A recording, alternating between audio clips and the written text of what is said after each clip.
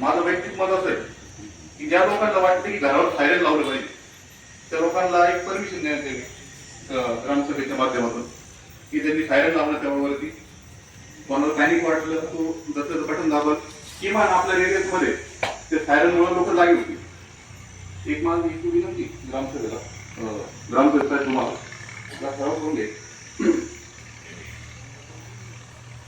धन्यवाद.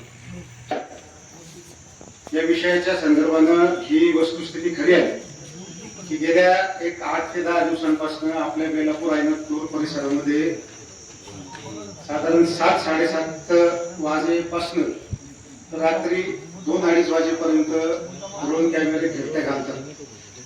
काल परवाची परिस्थिती अशी होती की आमचे रफिक भाई आहेत कोल्हार चौकामध्ये 4 ते 5 ड्रोन एकाच वेळेस फिरत होते. कालची परिस्थिती अशी आहे की आपलं जे काही सावता मंदिर आहे अरुण कुमार वैद्य पतवर्ष त्या सावता मंदिराच्या परिसरामध्ये अंतर साधारण 100 फुटापर्यंत ते करून खाली आले. आता आपण यासाठी ग्रामपंचायतीने मान्य प्रशासकांच्या सहीने पोलीस निरीक्षकांना एक अधिकृत पत्र दिलेलं आहे. त्या पत्रामध्ये आपण हे सगळ्या गोष्टी नमूद केलेल्या आहे कारण याच्यामुळं एक भीतीचं वातावरण सगळ्या गावामध्ये वाड्या वस्त्यांवरती आणि विशेषतः महिला वर्गामध्ये आहे. आणि पोलीस प्रशासनाला माझी एक विनंती आहे की याचा तपास लवकरात लवकर लागला पाहिजे. शेवटी कोणी चोरीच्या हेतूने हे करताय का त्याने म्हणून किंवा रेकीचं नवीन माध्यम म्हणून हे वापरताय का किंवा घोडसाळपणा याच्यामध्ये कोणा लोकांचा आहे का हे बघितलं पाहिजे.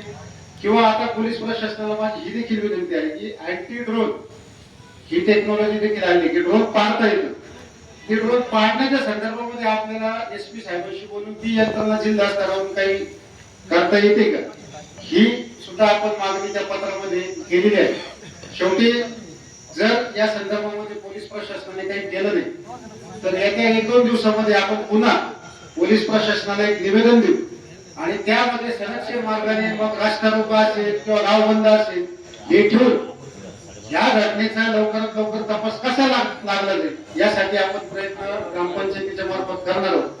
ग्राम सुरक्षा यंत्रणेचा जो काही विषय झाला आपण ग्राम सुरक्षा यंत्रणेला जर फोन लावला त्या नंबरवरती तर असं येतं की काही तांत्रिक कारणाने अहिल्यानगर जिल्ह्यामध्ये ग्राम सुरक्षा यंत्रणा बंद आहे आणि आपल्याला जर ही यंत्रणा चालू करायची असेल तर त्याचे पैसे भरा.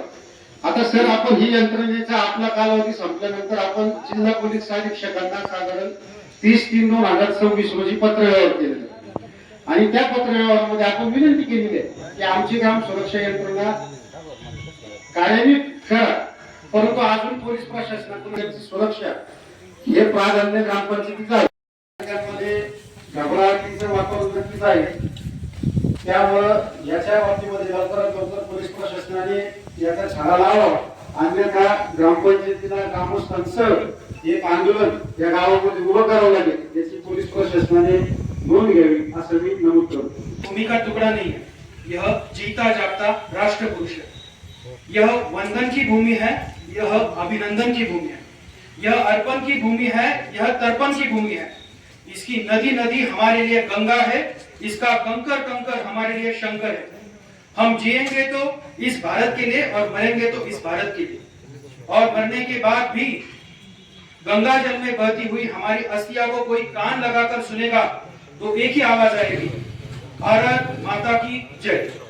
त्याच परमश्रद्धा अधिक जोमाने रुजवायची आपल्याला सगळ्यांना गरज आहे. त्यासाठी आजच्या या ग्रामसभेत मी एक अत्यंत महत्त्वाचा ठराव मांडू इच्छितोय. या ठरावाचे काही मुद्दे आहेत त्या मुद्द्यांना एक एक करून वाचतो.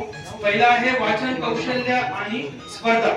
आपल्या ग्रामपंचायतीच्या हद्दीमध्ये जेवढ्या प्राथमिक माध्यमिक पण माझ्या माहितीप्रमाणे श्रामपूरच्या त्या VC पासून तर आपल्या इथपर्यंत अनेक व्यापारी आपण त्याच्याकडून काहीच घेत नाही. मग आजीचे अगर आम्हाला कमी लावला जातो हे सगळे व्यावसायिक आहेत त्यांची मनपट्टी घेतली पाहिजे बरोबर आहे की नाही. आपलं गावचं उत्पन्न वाढत सगळ्या कर्मचाऱ्यांचा पगार मिळू शकतो त्याच्यातून सगळे सगळ्या व्यापाऱ्यांकडून वसुली करा तुम्ही सगळे सगळे सगळे त्या आपण काय त्यांना उद्देशून बोलू नये. आपण सरळ नाटकापासून तुम्ही रेषेपासून झाला साहेब सगळे काढा, सगळे कर्मचाऱ्यांना सोडा त्यांचं निवड.